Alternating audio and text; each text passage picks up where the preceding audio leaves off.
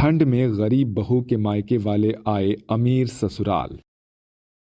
सासू माँ, आप देखना, देवर जी लड़की की तस्वीर देखते ही हाँ कर देंगे।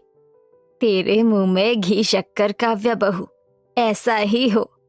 कौशल्या देवी अपनी बहू काव्या से बात ही कर रही होती है कि इतने में संभव आ जाता है और पूरा परिवार हॉल में इकट्ठा होता है। संभव, आ गया तू। बड़ी लंबी उम्र है, अभी तेरी ही बात हो रही थी। ये देख, मैंने तेरे लिए लड़की देखी है। देवर जी, अब तो आप जल्दी से हाँ कर दीजिए ताकि मुझे अपनी 1.25 लाख वाली साड़ी पहनने का मौका मिले और मैं तो नाचते गाते बारात लेकर जाऊंगी। लो चली मैं अपने देवर की बारात लेके, लो चली मैं। तभी संभव हिचकिचाते हुए कहता है, माँ माँ माँ मुझे माफ कर दीजिए, मगर मैं ये शादी नहीं कर सकता क्योंकि मैंने अपना जीवन साथी ढूंढ लिया है। संभव आशा के बारे में अपने परिवार को बताता है। तभी उसकी माँ कौशल्या आपत्ति जताते हुए बोलती है, संभव, तू एक गरीब घर की लड़की से शादी करना चाहता है। मैंने तेरे लिए अच्छे से अच्छे घर के रिश्ते देखे थे। देवर जी, अरे क्यों 2 कौड़ी के गरीब से रिश्ता जोड़कर आप अपने खानदान की इज्जत को मिट्टी में मिलाने पर लगे हैं। तभी संभव की आंखों में आंसू देखकर दशरथ कहते हैं, बस करो तुम सास बहू और मुझे मेरे बेटे से बात करने दो। संभव, मैं तेरी पसंद से मिलना चाहता हूँ।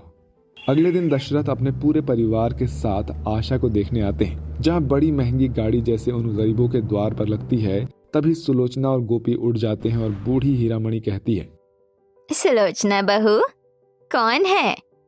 तभी संभव के परिवार को गाड़ी से उतरता देखकर आशा कहती है, माँ बाबा, ये संभव के परिवार वाले हैं। तभी गरीब सुलोचना अपने फटे आंचल से कुर्सी झाड़ पोंछ कर उन्हें बैठाती है। जी बैठिए ना। उफ, देवर जी को भी ये गरीब लोग मिले थे जिनके घर में ढंग का एक सामान भी नहीं। सुलोचना और गोपी अपनी हैसियत से बढ़कर गरीबी में भी बेटी के होने वाले अमीर ससुराल वालों का स्वागत करते हैं। समधी जी, अब तक सुना था कि गरीब लोग बड़े ही दिलदार होते हैं, मगर आज देख भी लिया। आज एक नारियल और 1.25 रुपए देकर मेरे संभव को अपना बना लीजिए और ये शगुन हमारी ओर से बहू के लिए स्वीकार कीजिए। इस पर गोपी भराई आंखों से कहता है, समधी जी, जरूर मैंने पिछले जन्म में कोई अच्छे काम किए होंगे जो मुझे गरीब बाप की बिटिया को इतना अच्छा घर द्वार मिलने जा रहा है। थोड़े ही दिन में ठंड पड़ने लगती है। गरीबी के चलते बड़े साधारण तरह से आशा की शादी हो जाती है। तभी गरीब सुलोचना अपनी बेटी को एक पुरानी चुनरी उड़ाकर आंसुओं से कहती है, हो सके तो अपनी गरीब माँ को माफ कर देना मेरी बच्ची। बेटी की विदाई में माँ बाप का फर्ज होता है उसे मायके की चुनरी उड़ाकर भेजे, मगर उसके सिवा कुछ नहीं। अपनी गरीब माँ की दी हुई चुनरी ओढ़कर उस ठंड में आशा विदा होकर ससुराल आ जाती है, जहाँ काव्या अपनी अमीरी का दिखावा करके आशा को गरीब होने का ताना मारती है।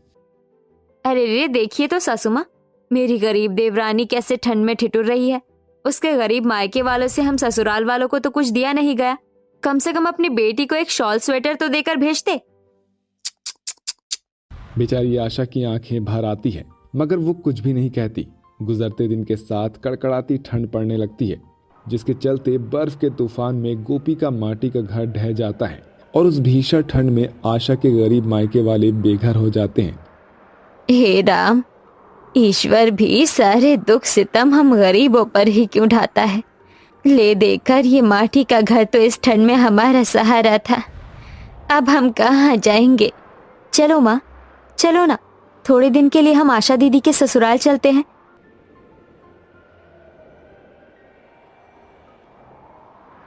गोपी, पूजा एकदम ठीक कह रही है। बिना छत के ये हरजाई जड़ा कैसे काटेंगे। हम दूसरा घर बनाने के लिए हाथ में पैसे कौड़ी भी नहीं। अभी थोड़े दिन के लिए आशा बेटी के ससुराल चल देते हैं। तू कमा धमा कर पैसा जोड़ लेना तो एक घर बना लेंगे।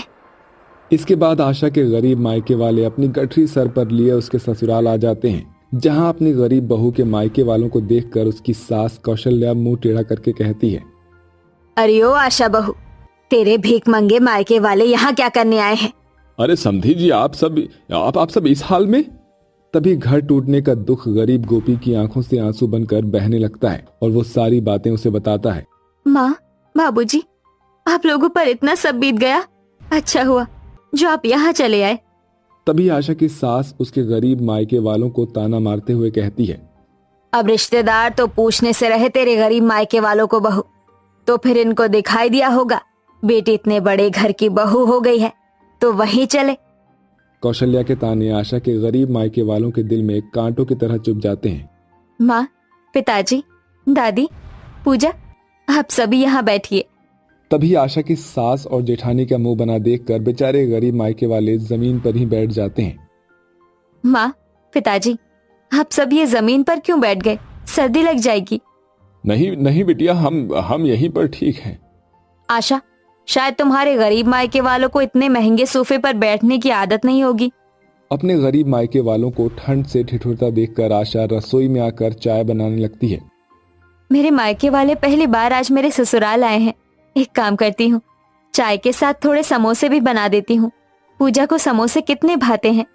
तभी किचन के बाहर खड़ी काव्या और कौशल्या ये सारा नजारा देख लेती है। तभी काव्या अपनी सास को भड़काते हुए कहती है, देख लीजिए सासू माँ, जैसे इस घर में सब कुछ फ्री का आ रहा है जो आपकी गरीब बहू लुटा रही है।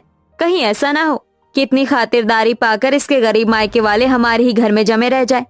ये सुनकर कौशल्या किचन में आती है और नाश्ते की थाली छीन कर कहती है, बहू रानी, कोई जरूरत नहीं है ये नाश्ता पानी कराने की।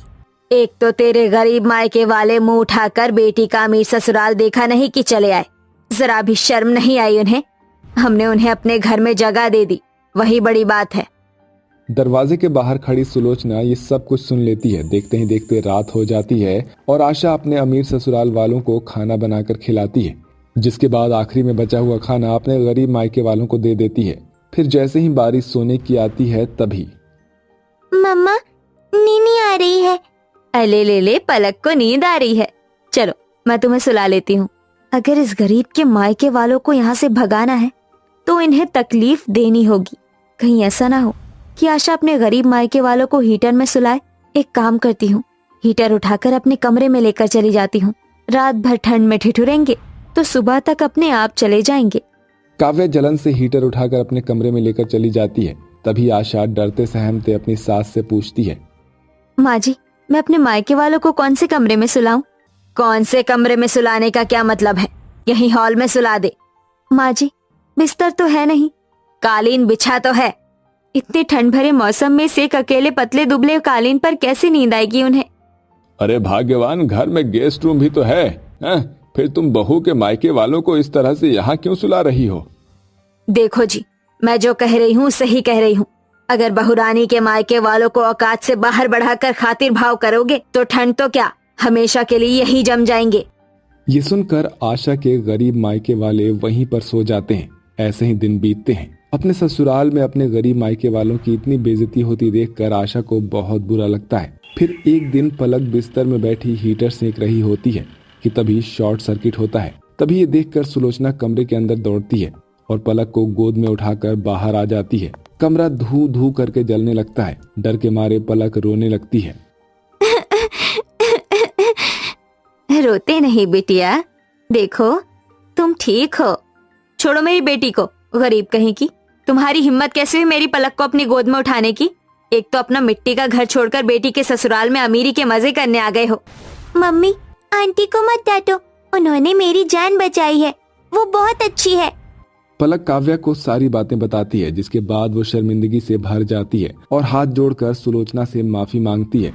आंटी जी, मुझे माफ कर दीजिए। मैंने आपको क्या क्या कह दिया, मगर आज अगर आप नहीं होती तो मेरी बच्ची पता नहीं उसका क्या होता। मैंने आप सबका बहुत दिल दुखाया है। अरे द्वार पर आया मेहमान तो भगवान बराबर होता है, और हमने इस ठंड में आप सब पर कितने जुल्म सितम ढाए। हमें माफ कर दीजिए। आशा के गरीब मायके वाले काव्या और उसकी सास कौशल्या के किए के लिए उन्हें माफ कर देते हैं, जिसके बाद वो अपने घर आए अपने बहू के मायके वालों का आदर मान करते हैं। साथ ही एक परिवार की तरह बुरे वक्त में भी उनकी मदद करते हुए उनका घर बनवाते हैं।